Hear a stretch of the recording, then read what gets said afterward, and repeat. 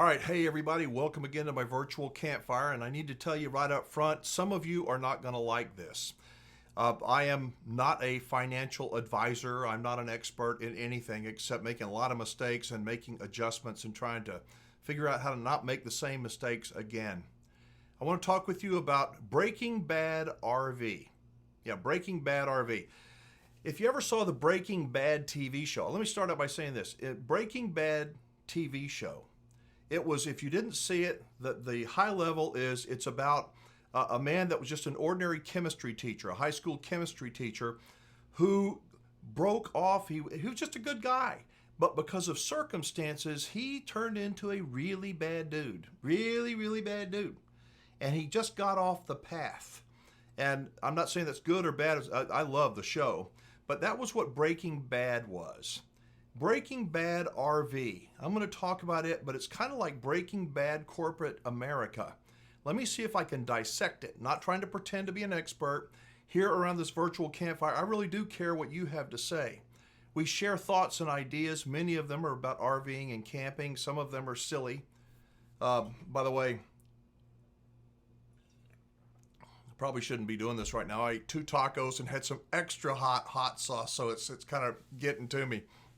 But let me tell you, when it comes to the RV industry, RVIA is they're the industry association that promotes how great RVing is. You've seen the commercials. Go anywhere, do anything, go when you want, with wherever you want. Yay, everything's great. We all know, if we're RVers, that it's not all the time that way.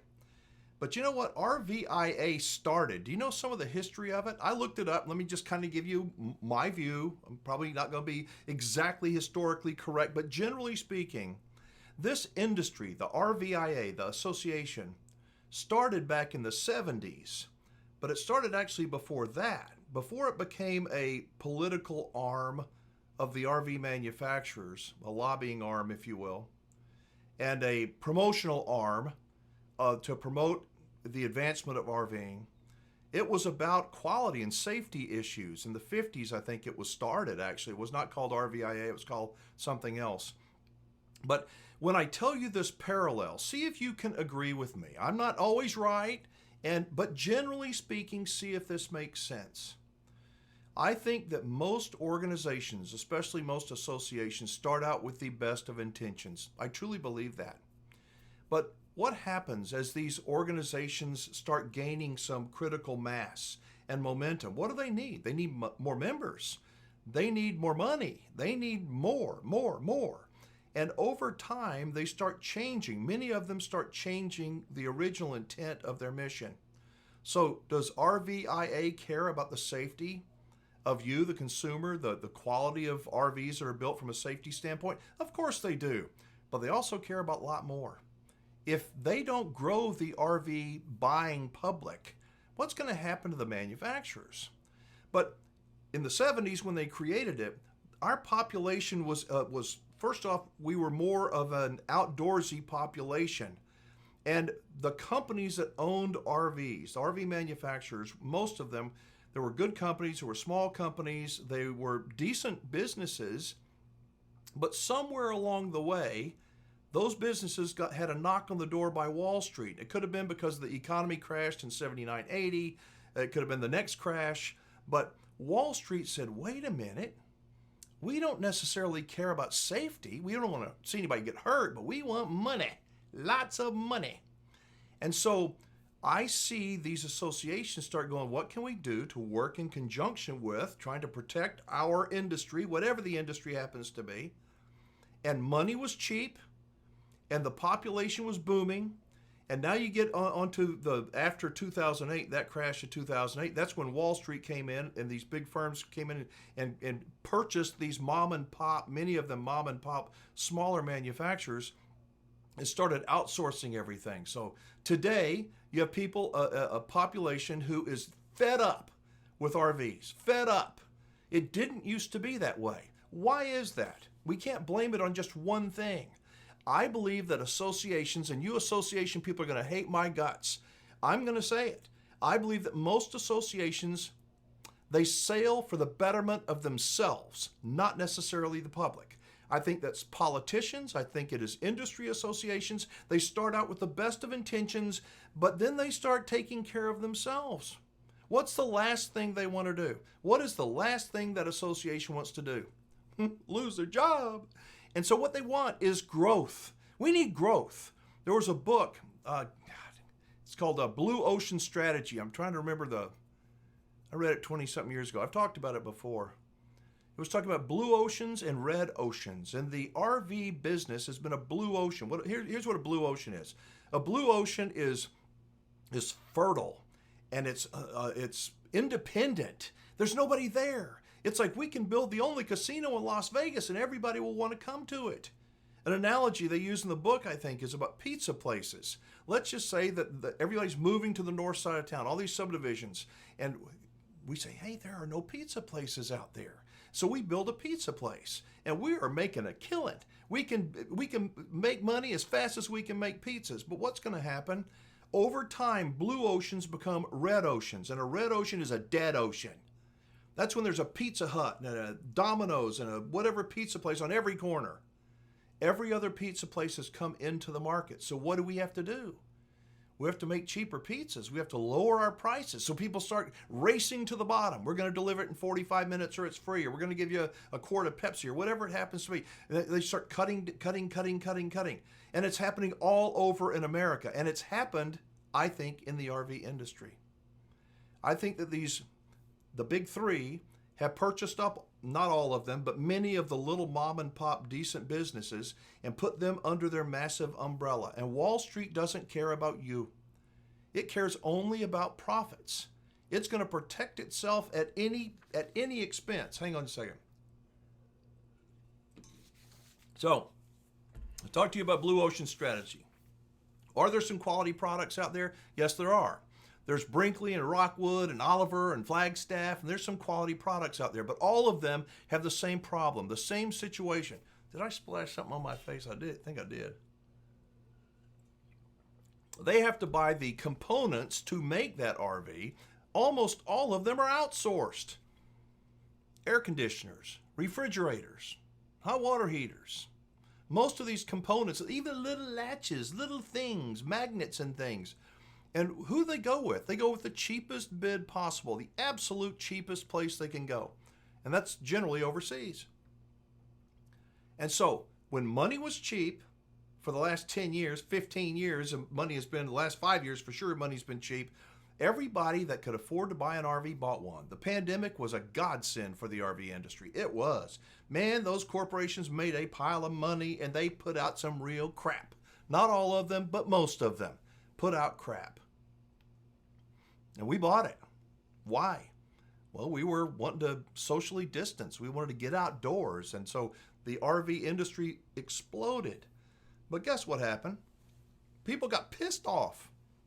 Many of these people that bought the dream. And see, it used to be back in the 70s and before, people RV'd because they were roughing it. They were camping. They weren't glamping. They were just camping. It was something that people wanted to do. But the manufacturers started making it glamping. And who wouldn't like to sleep in some of these nice tricked out RVs? They're really nice.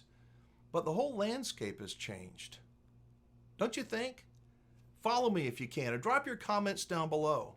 But a ship that sails on behalf of its crew. So the RV industry is going to protect itself no matter what. No matter what. They say they're going to protect the manufacturers. Of course they are.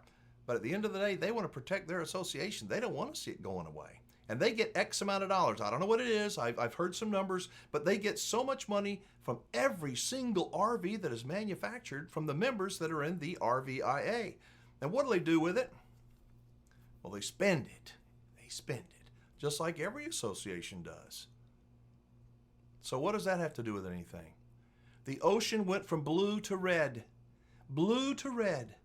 Just like the Pizza Huts that are on every single corner, and the profits are down and the quality's down. And it's like, this ain't the same pizza I used to get 20 years ago. These aren't the RVs we bought 20 years ago. Are they? Am I wrong? Tell me I'm wrong. These manufacturers are cutting everywhere they can while they're still making as much money as they can. And that is capitalism. I don't have any problem with that. But where's it going to go? Where do you see the future going? I'm not trying to talk you out of buying an RV. I'm trying to talk you into thinking and just thinking. I got something I wanted to pull up here on the computer if I could tell you, and it's not just the RV industry. Hang on. Damn glasses. Did you know the people that are suffering the most are people like you and me? It's people like us. It's not the people at the top. I pulled up a list, restaurants that are closing in 2024. Restaurants. If the economy was so good, like, man, we're booming, it's coming back. Why is Fuddruckers closing every single location in the country? I'm just going to read a little bit of a list. Old Country Buffet, all locations. IHOP. Who hadn't heard of IHOP? They're only closing 100 locations. Why is that? Why do you think that is? Buffalo Wild Wings, 60 locations. Applebee's, 35. Red Lobster, 50 locations. One of them here in San Antonio, where I live. Pizza Hut, they're only planning on closing this year, 500 locations. Question, do you think that when they close those locations, do you think that the people that run Pizza Hut and Marie Callender's are closing all their locations, Fuddruckers, or the people that made all the money at the top, are they going broke? I don't think so either. Who's going to be hurting? People like you and me, the employees, the food service people, the folks that clean their driveways and their bathrooms, and the cooks and the servers, and all those ordinary people are going to hurt. Those ordinary people used to buy RVs. They're gone. Then when you combine that with crappy RVs and terrible service by many, many dealers, and the bigger the chain, I think the worse the service, generally speaking, and you got a public that is pissed off. No wonder they're on the internet complaining about RVs and the RV industry and saying they're all a bunch of junk. I can't blame them for being mad. But if RVIA thinks that they're going to be able to continue to do business as usual, I think that they are in for a rude awakening. What do you think? It's not just RVIA breaking bad. I think corporate America has broken bad.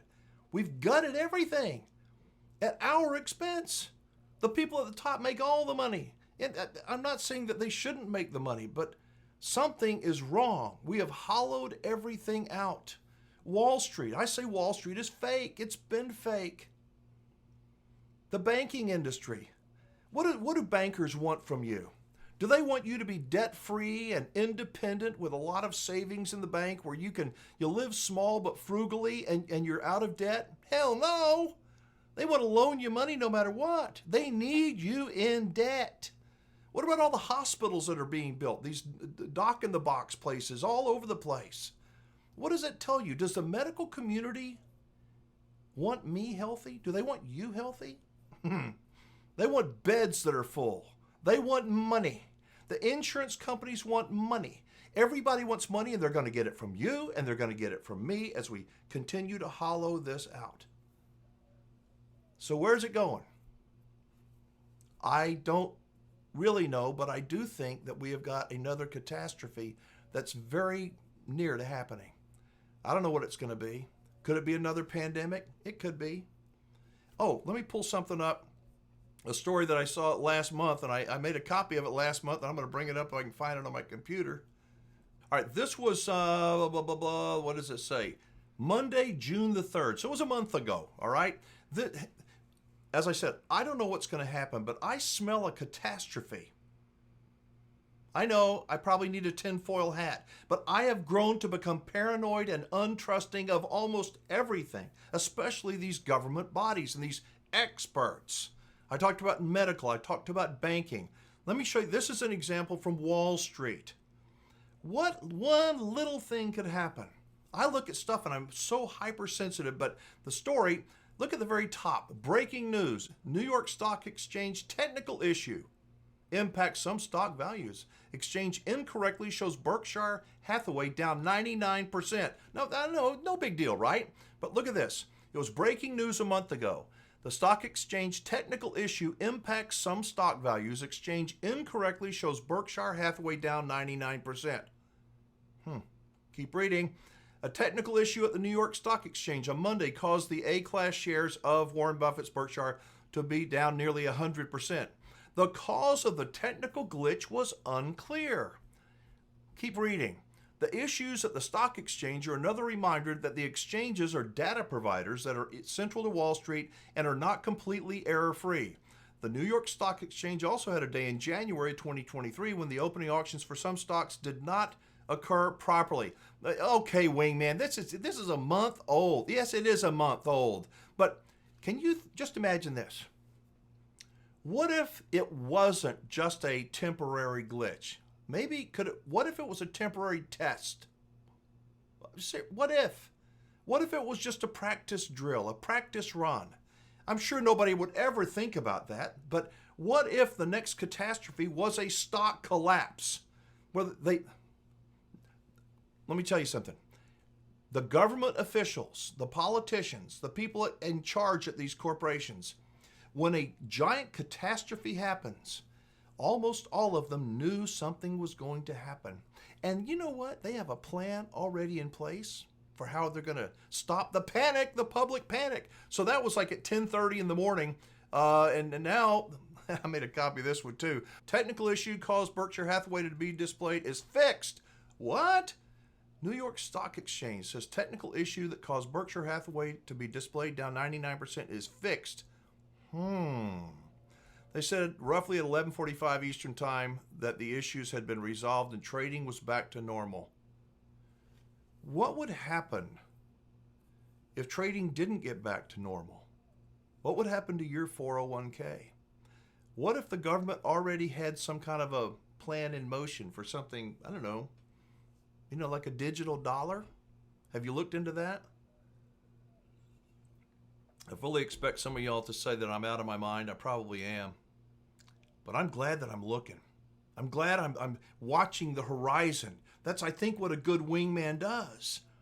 The difference between a conspiracy theory and reality is generally about 6 months, I think. Remember Russia. Why? Oh, the conspiracy theory. Open your mind, people. That's my suggestion. I try to keep mine open. I'm not saying everybody is evil, but every single person is evil that lives inside of them. That is the way we are. It's human nature. That's the way God made us. God wants us to recognize that, I believe. So what's the solution? Don't buy an RV, sell my RV, we're all going to die. No, I'm not saying that. I'm saying do a true self-audit, a true, honest self-audit.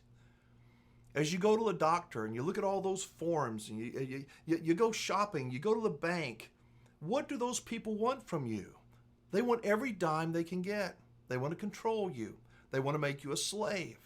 The last thing they want is you to be an independent, self-providing human being. It's the last thing they want, because then we won't need them. What do lawyers want? They want problems. I talked recently about the 4 people that are suing Hershey's because false advertising on a $1.17 piece of chocolate. It's all about them. It's all about the money and exploiting us. So my suggestion is to keep your eyes open, be a good wingman, a good wing woman. Be a little bit paranoid. Listen to other people, especially if they have a different point of view than you. Do you think that somebody that's going to come into the White House is going to instantly lower interest rates and we're going to be off to the moon again? It's not going to happen. It's not. Expect a problem. Get out of debt. Slow down on the money spending. Recognize that you've got a clock that you're working against too. It's working against you. It's called death, and it's coming for all of us. You got to make smart decisions, responsible ones, rational ones, not emotional. Surround yourself not just with people that will agree with you. Read books, watch videos, maybe this channel, where people will push back just a little bit and make suggestions. It's not just Breaking Bad RV, it's Breaking Bad America. And I think we have all broken bad. It's so easy to get off track. Take the bait, go in debt, buy one. Everybody else has got one. I'm not saying don't buy an RV. I'm saying buy one and do it responsibly. Recognize your responsibility as an owner. For crying out loud, I've got a free RV report. It comes out in just a few weeks. I'm going to update it about 2024 and what I think you might be able to do to take advantage of these dealers who are trying to gouge your eyes out, because some of them are. And I'll close by saying this. It's about the RV dealers I trust. Not everybody in the RV industry, not everybody in every industry is out to screw you over. Do they want to make money? Well, they better make money or they're going to be out of business. The people I work with want to sell you not just one RV. They want to sell you an RV probably 4 or 5 times. And they recognize that to do that, they have to do a good job. They have to treat you with decency, with respect. They have to be honest with you. They don't have to be perfect. They don't have to be the cheapest place ever. They just need to be human beings that give a crap.